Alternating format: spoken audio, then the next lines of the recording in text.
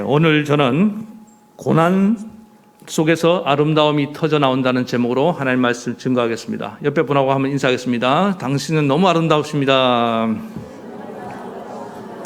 한번 다시 인사하겠습니다. 고난 속에서도 아름다움이 터져 나온 성도가 됩시다. 기도 또 인사를 잘 하십니다. 지킬 박사와 하이드라는 그런 소설이 있는데, 이 소설이 왜 유명하냐 하면은 인간의 그 내면 세계를 정확하게 분석해서 보여주고 있기 때문입니다. 사람의 마음에 선과 악이 이렇게 공존하는구나. 그리고 빛과 어둠의 이런 이중적인 생활이 일어날 수 있겠구나.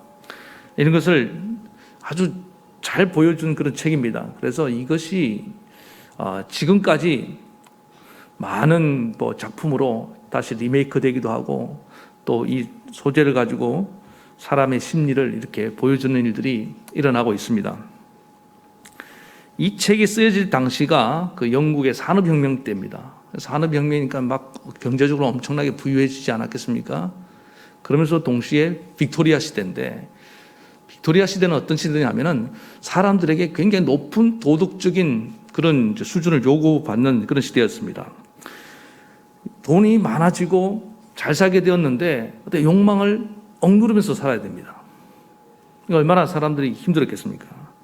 그래서 욕망을 감추고 가면을 쓰고 살아가는 그런 모순적인 사람들의 모습을 비판한 그런 책이에요. 근데 거기 나오는 그 주인공 지킬 박사도 아주 덕망 있고 사람들에게 존경받는 그런 의사였습니다. 그래서 사람들에게 보여지는 모습은 굉장히 선하고 모범적인 모습으로 이렇게 보여졌는데, 본인은 밤 시간은 이게 밤만 되면 그렇지 않은 거예요. 내 안에 들끓는 욕망이 올라오는 것을 보게 되었습니다. 그런데 사람들에게 선하게 보여야 되잖아요. 그러니까 어쩔 수 없이 억누르면서 그렇게 살게 되었다는 것입니다. 자기 명성을 지키기 위해서. 어느 날 끊임없이 올라오는 욕망을 주체하지 못하고, 자기가 또 의학적 지식이 있으니까 약을 만들기 시작했습니다. 어떤 약을 만들었냐면은 자기를 분리시키는 거예요. 선한 자아와 악한 자아를 분리시키는 약을 만들어냅니다. 그래서 그 약을 딱 먹을 때는 악한 뭐가 나와요? 하이드라는 사람이 나오죠. 그런 괴수가 나오고, 또 그 약을 먹지 않을 때는 자기 평상시에 하는 것처럼 가면을 쓰고 선하게 지킬 박사로 살고, 그런 삶을 살기 시작한 겁니다. 그러니까 자기는 약을 먹고 그렇게 됐기 때문에 죄책감을 떨쳐버리는 거예요. 하이드로 사는 것에 대해서. 그러면서 자기 욕망을 해소하면서 그렇게 살기를 원했는데, 문제는 뭡니까? 처음에 하이드로 자기가 변하는 것에 대해서 굉장히 괴로워했어요. 나중에는 다시 지킬로 돌아오는 것이 힘들어진 겁니다. 이게 뭡니까? 이 선한 자아가 악에게 집어삼킨 바 된 거예요. 그래서 어느 날은 또 약을 먹지도 않았는데 하이드로 돌변해 있고, 욕망의 화신이 되어버리는 자기 자신을 바라보면서 굉장히 고통하다가 마지막에 극단적인 선택을 하게 됩니다. 아담 이후로 범죄한 모든 인간들은 이런 양면성을 가지고 살아갈 수밖에 없습니다. 그래서 우리 안에는 하나님 형상대로 어떤 선함이 있어요. 그러나 동시에 우리는 범죄했기 때문에 그 죄성이 우리 안에 들어와 있습니다. 선과 악과 빛과 그림자가 공존하고 있다고요. 100% 선한 사람이 없습니다. 100% 악한 사람도 없어요. 대부분의 사람들은 다른 사람 의식하고 사회적 체면 때문에 그냥 눌러놓고 살아갑니다. 그러나 지킬 박사가 만든 이런 약을 먹지 않더라도 어떠한 조건만 되면은 우리 안에 있는 이런 죄성은 끊임없이 우리를 뚫고 나오려고 하고 있습니다. 그래서 우리 안에 이런 죄 욕망이 제일 잘 드러나는 그런 환경과 조건 중에 하나가 뭐냐 하면은 고난입니다. 고난을 딱 보내보면은 그 사람이 안에 뭐가 들어있는지 다 드러납니다. 오늘 본문은 고난받는 종으로서 예수님의 모습을 보여주고 있습니다. 근데 예수님은 인간과 다르게 고난을 받으셨는데 그 고난 속에서 터져 나오는 것이 선한 것밖에 없어요. 아름다운 것밖에 없더라는 거예요. 그래서 예수님은 하나님이십니다. 자, 오늘 예수님 안에서 뭐가 터져 나왔냐? 자, 첫 번째 9절 보겠습니다. 그는 강포를 행하지 아니하였고 그의 입에 거짓이 없었으나 그의 무덤이 악인들과 함께 있었으며 그가 죽은 후에 부자와 함께 있었도다. 자, 예수님 입에 뭐가 없었다고 말씀하고 있습니까?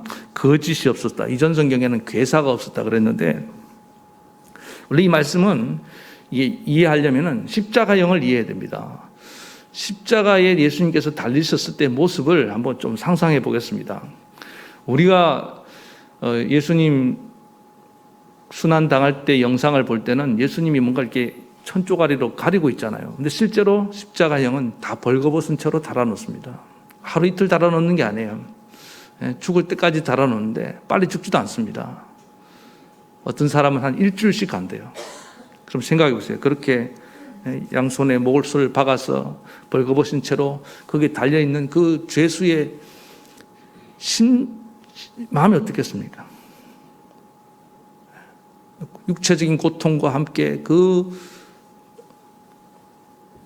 어떤 심리적인 부끄러움은 이루 말할 수 없을 것입니다. 수치심과 공포심과 고통이 막 교차되는 가운데 그 시간을 보내는 겁니다. 그러다 보면은 어떤 일이 일어나냐면은 그 사람이 잠잠할 수가 없다는 겁니다. 아무리 선한 사람도, 아무리 교양 있는 사람도 그 십자가를 버틸 수가 없다는 겁니다. 그러다가 결국 어떻게 되냐? 그 십자가에 달려있을 동안에 사람들이 안에 있는 이제 뭡니까? 온갖 악독한 것들이 바깥으로 쏟아져 나오기 시작한 겁니다. 그래서 십자가를 달린 사람들을 처음에 어떤 사람이 달려있는가 구경하러 왔다가 사람들이 막 조롱한다는 겁니다. 도대체 무슨 죄를 지었으면 저렇게 십자가에 달리게 되었는가. 그렇게 조롱하다가 아마도 큰 죄를 지었겠지. 그렇게 생각하고 막 조롱을 하다가 그 십자가에 달린 사람이 도대체 뭐라고 떠드나 보니까 그 안에서 온갖 악독한 말, 온갖 저주, 뭐 입에 담기 힘든 험악한 말, 뭐 발악하는 소리가 막 쏟아져 나온다는 겁니다.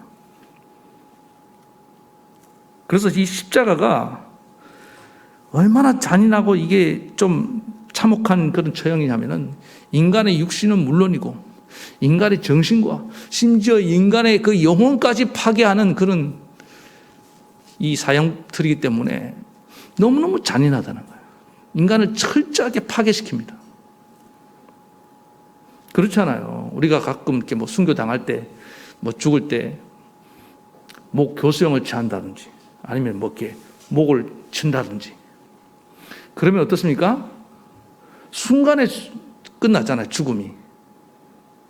그래서 마지막 그 사람이 어떤 자존심을 지킬 수 있도록, 결의를 지킬 수 있도록 존중을 해주거든요. 근데 십자가는 그런 게 없다는 거예요.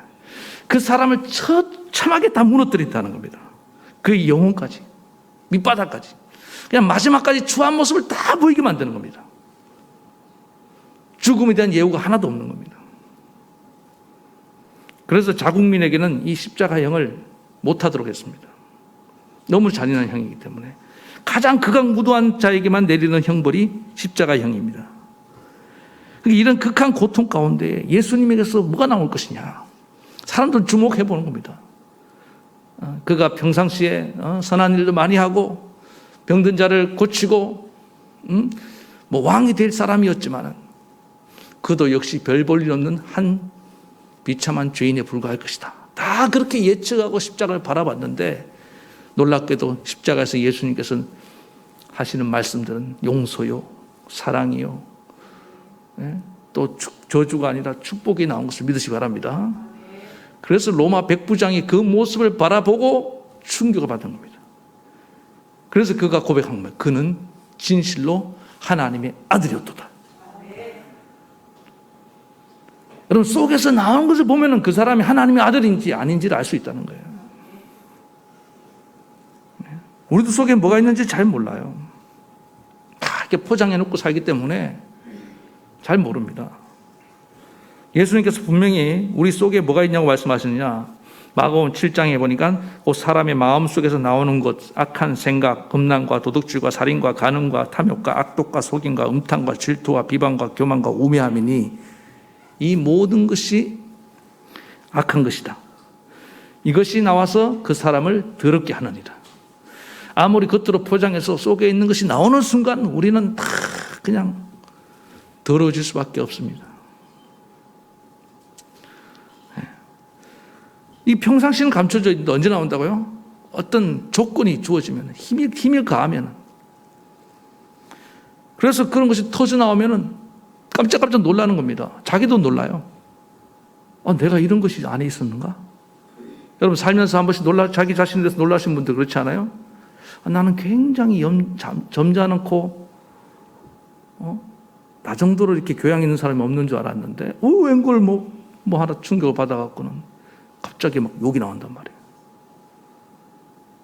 원래 그런 사람이었어요. 그게 안에 있었던 겁니다. 그런데 그동안 조건이 안 돼서 눌려 있었을 뿐이에요. 고난 당하면 예외가 없다는 거예요. 어떤 사람은 막 화가 나면 그게 나와요. 어떤 사람은 술 한 잔 먹으면 나오죠. 평상시는 참 점잖은 사람인데 술만 한 잔 들어가면 막 안에 들어있는 겁니다. 어떤 사람은 평범할 때는 몰랐는데 성공해서 잘 나가니까 나와요. 그렇게 교만해질 수가 없습니다. 예? 어떤 사람은요, 잘 만날 때는 몰라요.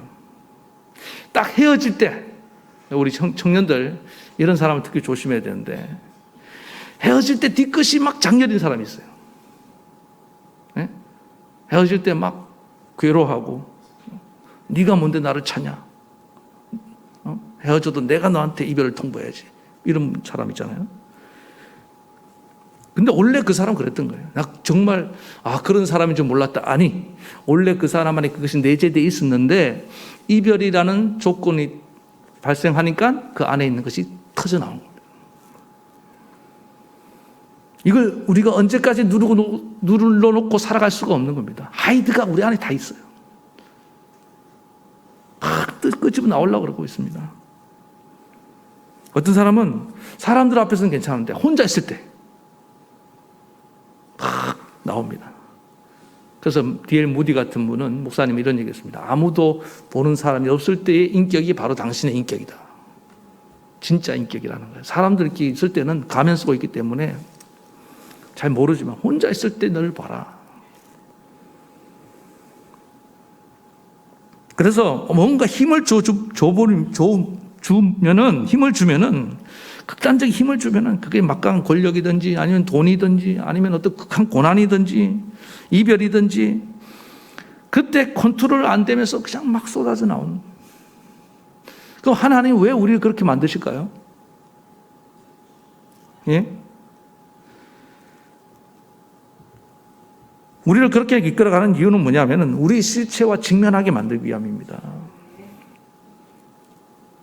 그래서 우리를 살려주시려고 그 상황으로 몰아가시는 겁니다. 왜냐하면 거짓된 자아에 그런 포장된 자신에 속지 말고 살아가라고. 네가 가면 쓰고 있는 너의 모습이 너의 실제 모습이 아니야. 네 안에 끊임없는 죄의 욕망이 울고불고 있지 않냐. 그걸 방치하면 안 된다는 거예요. 이 세상은 이 문제를 해결하기 위해서 이 지킬 박사 하이드도 그런 얘기를 이제 나중에 평론가들이 이제 심리학자들 그런 얘기 해요. 이 이중성을 해결하기 위해서는 어떤 방법을 제시하냐면은 그 욕망을 억눌러 놨기 때문이다. 그러니까 그 욕망을 조금씩 적당하게 풀어줘야 된다. 안 풀어주니까 그런 거다. 저는 100% 동의하지 못하지만 어느 정도 동의합니다. 예? 그러나 그거는 욕망을 너무 선한 것으로 보기 때문에 그런 겁니다. 물론 우리 안에 선한 욕망이 있습니다. 그 욕망이 있기 때문에 세상이 발전하는 거고요. 그러나 인간이 죄가 들어온 이후에 우리 안에 욕망이 얼마나 오염됐고 이것이 변질됐고 위험하다는 것을 몰라요. 예? 그래서 이걸 해결하는 방법은 뭐냐면은 우리가 제 자신의 그런 제 욕망을 직면하고 절망하는 겁니다. 그리고 하나님 앞으로 나오는 거예요. 십자가 아래로 나오는 겁니다. 오늘 예수님께서 이 십자가를 지시고 뭐라고 말씀하십니까? 우리의 그 죄악을 담당하기 위해서 11절에도 말씀하고 있지 않습니까? 또 그들의 죄악을 친히 담당하리로다. 12절에도 그가 많은 사람의 죄를 담당하며 범죄자를 위하여 기도하였느니라. 주님이 십자가에서 피 흘려주신 이유가 무엇입니까? 우리의 죄를 담당하기 위함 믿습니다. 이 말은 뭐냐? 우리의 이 죄의 욕망을 씻어내 주시기 위해서 그렇게 하셨다는 거예요. 그래서 그 앞으로 나와서 하나님, 나는 이렇게 더럽고 추한 자입니다. 주님의 십자가의 피로 나를 지켜 주시옵소서. 이 유일한 방법이라는 거예요. 그래서 나의 그 죄의 욕망에 십자가의 피가 뿌려지면 되는데 사람들은 그냥 욕망을 슬슬 풀어내면 되겠지. 아니면 뭡니까? 그냥 감추고 남이 안 볼 때는 욕망의 화신을 살고 남이 볼 때는 아주 선한 척하고 살아가고. 하나님은 그거예요. 언제까지 네가 그렇게 위선적으로 살 거냐. 거기에 너희 구원의 길이 없노라. 여러분, 약 먹고 분리시킨다고 되는 게 아닙니다. 예? 그래서 이걸 어떻게 되냐. 우리가 회개하며 나아가야 되는데 회개하려면 먼저 뭐냐. 우리 이런 욕망이 끊임없이 올라올 때 고난당할 때 침묵을 배워야 됩니다. 근데 고난당할 때 마귀가 그냥 내버려 두지 않아요. 막 우리를 부추겨갖고 어떻게 합니까? 조금만 힘든 일 당하면 입부터 막 열리잖아요. 막 원망 불평하기 시작하고 막 남 비판하기 시작하고. 그러니까 자기를 돌아보고 회개할 기회를 놓치는 겁니다. 지금도 이 코로나 턴을 지나가면서요. 이게 정말 중요한 기회거든요. 근데 지금 대부분 보면요. 막 정부 욕하고 막 뭐 저 중국 욕하고 이러기 바빠요. 아마 SNS 한번 보세요. 다 세상은 그러고 지나간다 할지라도 우리는 우리를 돌아봐야 될 줄 믿습니다. 하나님이 우리에게 이런 기회를 주신 것은 우리를 성찰하고 우리 안에 있는 죄의 그 죄성을 들여다보라고 주신 기회입니다. 모든 고난 당하면 다 나온다니까요. 그러면서 침묵하면서 예수님처럼 그 입을 열지 아니하고 나 자신을 돌아보고 돌이키는 기회로 삼아야 되는데 그때 내 안에 있는 악한 것들이 사라지고 그것이 선한 것으로 바꾸어지고 추한 것들이 아름다운 것으로 바꾸어져서 아름다운 것이 바깥으로 나올 수 있게 되는 줄 믿으시기 바랍니다. 그 변화의 기회를 놓치면 안 된다는 거예요. 자꾸 그냥 소리치다 보면요. 자기는 변화 하나도 안 돼요. 저는 이 침묵하면서 회개를 통해서 고난을 잘 통과한 아름다운 성도들이 우리 교회 가운데 있는 걸 알고 있습니다. 저는 지난번에 제가 그 미국 샌디에고에서 비행기 추락 사고 당했던 윤동윤 씨 한번 소개했지 않습니까? 다시 한번 잠깐 말씀드리면은 미국에 와서 좀 살만했는데 일가족이 다 비행기 추락 사고로 몰살 당했을 때 그 참사 앞에서 견딜 수 있는 사람이 누가 있습니까? 예? 원망과 어떤 분노심과 미움과 자기 영혼이 다 파괴될 수 있는 고난 아닙니까? 사랑하는 아내, 두 딸, 거기다 장모님까지 자기 존재 이유가 없어졌을 거라고 생각합니다. 예? 근데 그분이 놀라워요. 그 가운데 나의 아내와 나의 딸과 장모님을 데려가는 것은 하나님의 내가 알지 못한 뜻이 있는 것이라고 생각합니다. 저 전투기 조종사도 나름대로 최선을 다했을 것입니다. 뜻을 받아들이고 용서하며 나아가잖아요. 이게 지금 뭐가 나오는 거예요? 아름다운 거, 선한 것이 나오는 거 아닙니까? 왜 이게 가능하겠습니까? 그 안에 그 사람 안에 어떤 죄 욕망과 악한 것이 전혀 없는 사람이기 때문에 아니에요. 그도 그런 것들이 막 들끓어 올라오는 것도 분노, 막 증오심이 올라왔겠죠. 그런데 주님의 십자가를 바라보면서 십자가의 피가 그 안에 흐르기 시작한 겁니다. 그러면서 그 어떤 악한 것들, 더러운 것들이 씻겨져 나간 거예요. 그러니까 용서가 나온 겁니다.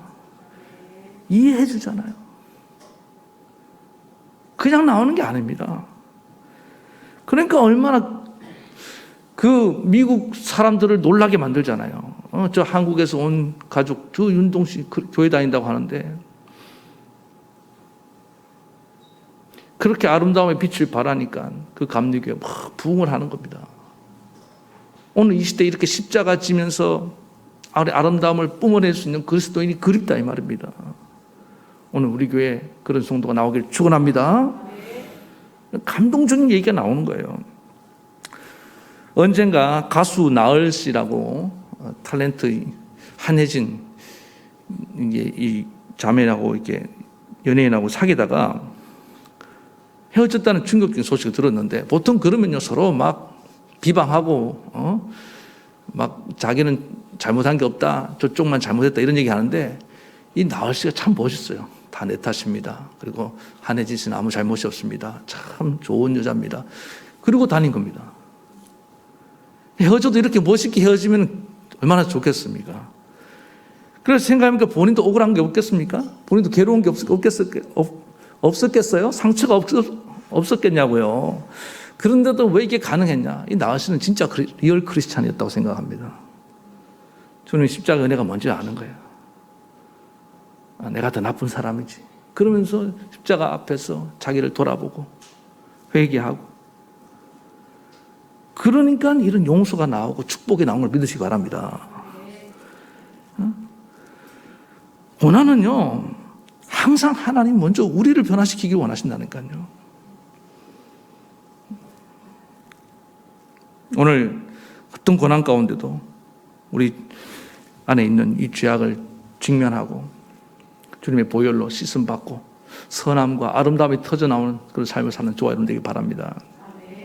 두 번째, 예수님은 아름다운 것이 터져나왔는데 다시 7절로 돌아와서 한 번 더 보겠습니다. 시작. 그가 곤욕을 당하여 괴로울 때도 그의 입을 열지 아니하였음이며 마치 도수장으로 끌려가는 어린 양과 털 깎는 자 앞에서 잠잠한 양같이 그의 입을 열지 아니하였도다. 입을 열지 않았다는 말씀도 있지만 이것은 하나님의 뜻에 전적으로 순종하는 그런 순종하는 예수님의 모습을 묘사하고 있는 것입니다. 하나님은 우리가 온전한 순종의 사람이 될 때까지 기다립니다. 신앙생활은 순종의 훈련입니다. 잘 순종하는 자가 성숙한 성도인 것을 믿습니까? 그래서 미숙한 자는 순종을 잘 안 하는 거예요. 여러분 어릴 때 보세요. 자녀들이 부모님 말 참 안 듣습니다. 왜 그러냐? 부모님 마음과 뜻을 모르기 때문에 미숙하니까 그런 거예요. 어느 순간에는 부모님의 마음을 알고 뜻을 알면요 말 안 해도 딱 순종합니다. 그러니까 하나님은 그런 순종의 사람이 됐을 때 비로소 그와 함께 일하시기 시작하는 겁니다. 그러니까 교회를 오래 다녀도 순종을 배우지 못하고 미숙한 상태로 있는 사람은 아무 열매가 없어요. 신앙의 연수를 중요하죠. 그러나 그 연수를 자랑할 것이 없는 것은 그 신앙의 연수 동안에 내가 성숙하지 못하면 의미가 없습니다. 자, 보세요. 40세의 모세, 나이 40이면은, 이제 뜻을 세우고, 그래, 나이인데, 어떻습니까? 아직 덜 익었어요. 조국을 구원해 보겠다고. 의지는 충만했지만은 쓰임받지 못했습니다. 사람 하나 죽이고 도망자가 되어버렸어요. 그러나 그가 나이 80이 됐을 때 저는 그 40년의 광야의 세월이 모세에게 왜 중요했냐? 그게 연단이었습니다. 난 아무것도 아닌데. 그러면서 하나님 비로소 그를 쓰기 시작한 겁니다. 내가 아무것도 아닌 것을 깨닫는 게 여러분 출발입니다. 하나님이 전부입니다. 예? 마귀는요 계속 무슨 일을 하냐면은 미숙한 상태에 있으면서 계속 뭘 떠벌리게 만듭니다. 뭘 하려고 그렇게 우리를 부추깁니다. 그러나 미숙한 상태는요 잠잠해야 됩니다. 계속 말을 하면은 하나님의 뜻과 멀어지게 되는 거예요. 요즘 이제 제가 이 시대를 보면서 인터넷도 발전하고 뭐 SNS 통해서 얼마든지 자기를 어필할 수 있는 시대입니다. 좋아요. 의견을 말할 수 있다는 건. 그러나 너무나 많은 사람들이 미숙한 상태로 막 떠들어대다 보니까 어떤 일이 일어나고 있습니까? 예? 또 설익은 지식이 막 홍수처럼 쏟아져 나오고 있습니다.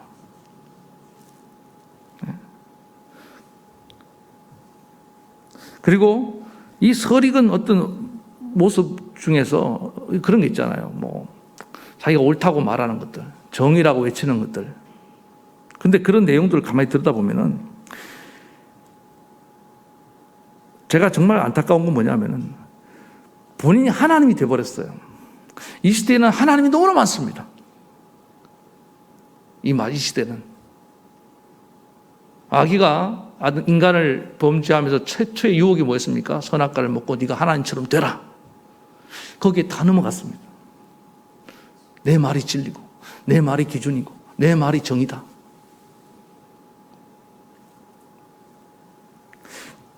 근데 차마 자기가 하나님이라고 대놓고 말을 못하니까 그럼 정신병원에도 집어넣어 버리니까 어떤 일이 행합니까? 다른 사람을 막 깎아내리는 거예요. 자기의 정의를 증명하기 위해서 사람 하나를 만들어 놓고 그 사람을 죄인 만들어 버립니다. 다 그렇게 살아가고 있습니다, 지금. 이게 뭐냐면은 미숙한 정의입니다. 죄인 된 사람이 인간이 어떻게 정의가 될 수 있습니까?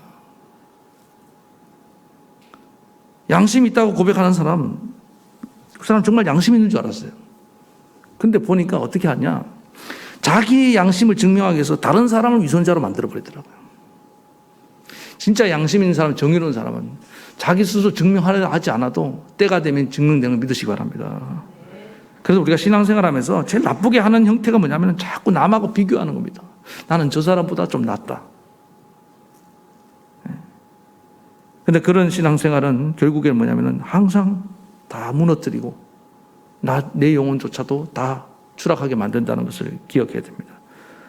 오늘 그래서 우리는 언제나 절대 진리가 되신 주님 앞으로 나와야 될 줄 믿습니다. 오직 정의는 하나님 한 분뿐입니다. 진리는 하나님 한 분밖에 없어요.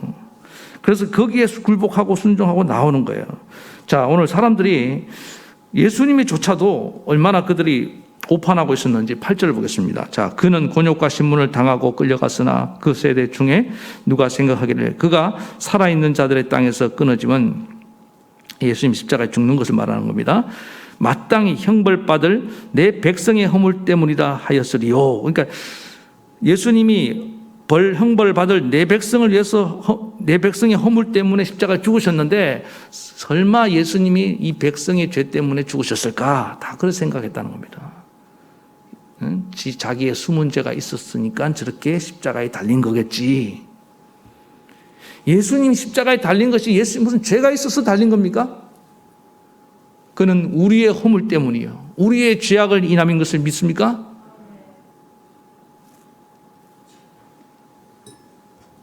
그러니까 이게 무슨 얘기냐면은 사람들은 잘 모르기 때문에 예수님이 십자가의 죽음조차도 그렇게 오판하고 살아간다는 것입니다. 지금 사람들이 예수님에 대해서 말하는 것들 저도 한 번씩 듣거든요. 뭐 인문학 강의한다고 예수님을 뭐라고 얘기를 해요. 조금 맞아요, 조금. 우리는 성경이 말하는 예수님을 받아들이고 믿어야 되는 줄 믿습니다. 사람들이 어떻게 생각하는 그런 예수가 중요한 게 아니잖아요. 예수님이 십자가에 왜 죽으셨는지를 몰라. 그래서 우리는 잘 모르기 때문에 언제나 성경을 통해서 하나님이 진리인 것을 알고 받아들이고 나아가야 되는 것입니다. 그런데 악한 마귀는요, 그 이전에 큰 소리를 쳐서 진리가 내 안에 들어오지 못하도록 회방하는 겁니다. 말씀이 내 안에 들어오지 못하도록. 그래서 지금까지 미숙한 상태로 살아가고 신앙생활도 하고 있는 거예요.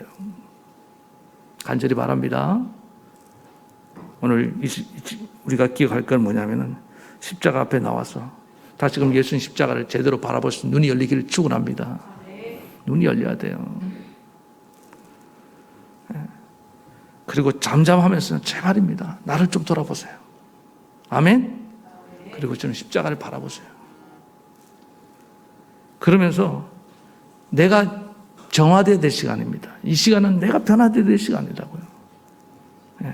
십자가는 우리를 그렇게 성숙의 길로 이끌어가기를 원하신다는 것입니다. 중국에서 사역했던 펄복 여사님 대지라는 소설을 썼잖아요. 이분이 했던 유명한 말이 있지 않습니까? 어둠을 탓하지 말고 어둠을 밝히는 한 자루의 촛불이 되라. 워낙 유명해서 많이 회자됐던 그런 명언인데, 이제 더 이상 우리는 탓하지 맙시다. 그리고 하나님, 내가 이 어둠을 밝히는 한 줄기 빛이 되기를 원합니다. 세상 썩었다고 너무 욕하지 말고, 하나님, 내가 이 썩어가는 세상에 소금 되기를 원합니다.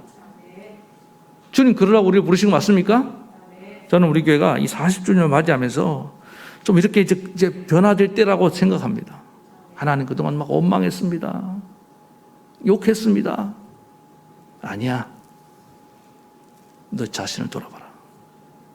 그리고 이제 하나님 예수님의 십자가 앞에 나와서 너도 이 십자가의 길을 함께 걸어가자.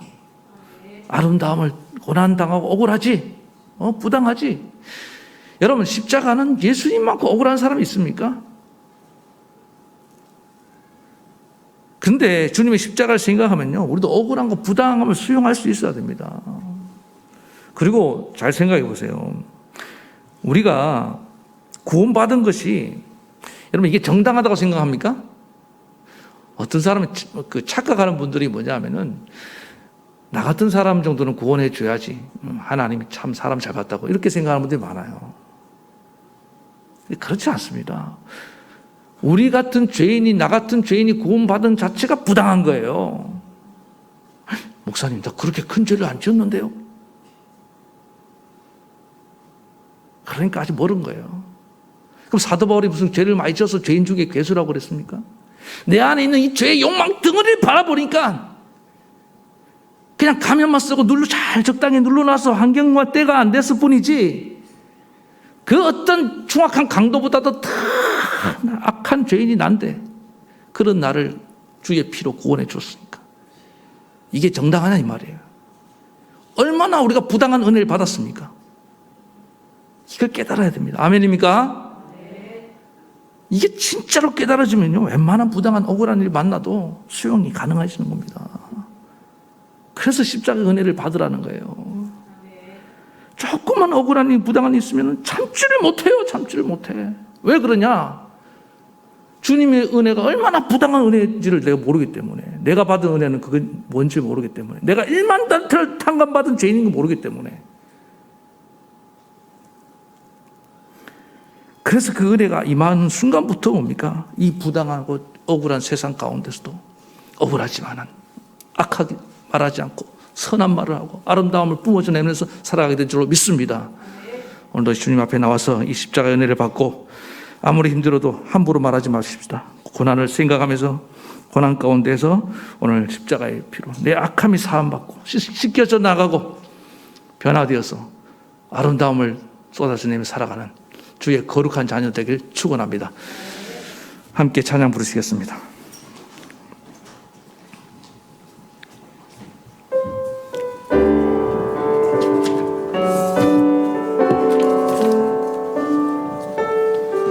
내 마음의 주를 향한 사랑이, 마음의 주를 향한 사랑이, 나의 말엔 주가 주신 진리로 나의 눈에 주의 눈물 채워주소서. 내 입술의 찬양의 향기가, 내 입술의 찬양의 향기가, 두 손에는 주를 삶은 섬김이, 나의 삶의 주의 흔적, 나의 삶의 주의 흔적 나게 하소서. 하나님의 사랑이 영원히 함께하리, 하나님의 사랑이 영원히 함께하리. 십자가의 길을 걷는 자에게, 순교자의 삶을 사는 이에게, 순교자의 삶을 사는 이에게, 조롱하는 소리와 세상 유혹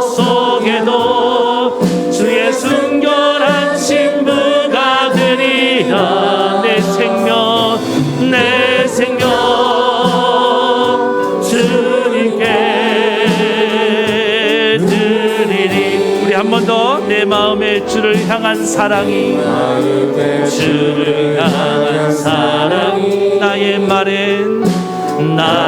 말엔 주가 주신 진리로 나의 눈에 주의 눈물 채워주소서. 하나님, 내 입술에 찬양의 향기가, 두 손에는 주를 닮은 섬김이, 나의 삶에 주의 흔적 남게 하소서. 우리 하나님의 사랑이 영원히 함께하리. 십자가의 길을 걷는 자에게, 순교자의 삶을 사는 이에게, 조롱하는 소리와 세상 유혹 속에도 주의 순결한 신부, 내 생명 주님께 드리리. 내 생명 주님께 드리리. 하나님의 사랑이 영원히 함께하리. 십자가의 길을 걷는 자에게, 순교자의 삶을 사는 이에게, 순교자의 사는 이에게, 조롱하는 소리와 세상 유혹 속에도 주의 순결한 신부가 내 생명 주님께 드리리. 내 생명 주님께, 내 생명 주님께 드리리. 내 생명 주님께 드리리. 우리 이 시간 고개를 숙이고 잠시 묵상하겠습니다. 그렇습니다. 여러분, 여러 가지 고난의 압력을 받았을 때 다 드러나지 않던가요? 그렇습니다. 왜 하나님 그렇게 하셨습니까? 너희 실체를 보고 절망했지만은 십자가 앞으로 나오라는 겁니다. 세상이 제시하는 방법과 전혀 다른 겁니다.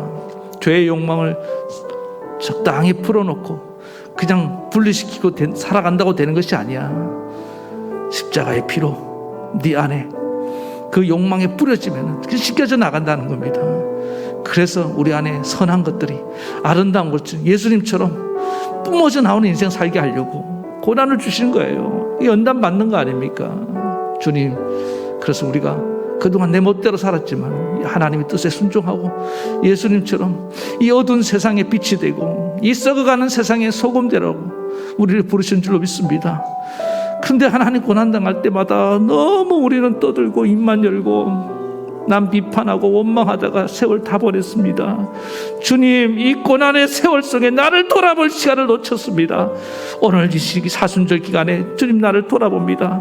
주님 나를 성찰하게 도와주시고 주님 앞에 정말 회개하고 주의 보혈로 덧입혀서 내 이 마음 양심에 주의 피를 뿌려주셔서 하나님, 어떤 고난과 억울하고 부당하지만은 그 가운데 선함을 잃지 않고 그 가운데 아름다움을 잃지 않고 살게 도와주시옵소서. 그래요, 하나님, 이 더러운 세상이 나를 통하여 조금이라도 깨끗해지고 이 정말 냄새나는 세상이, 이 추악한 세상이 나를 통하여 조금이라도 아름답게 변화될 수 있도록 도와달라고 이 시간에 우리 간절히 한 목소리로 기도하며 나아가시겠습니다. 하나님 아버지, 이 시간에 간절히 기도합니다. 사순절 주님의 고난을 묵상하며 아버지 하나님, 내 인생의 이 고난 가운데서 하나님이 왜 이 고난을 허락하셨습니까? 내 속에 있는 것과 실체와 직면하게 하려고 아버지 하나님, 그렇습니다. 우리 안에 이 죄성이, 죄악이 나를 사로잡아 온 것을 봅니다.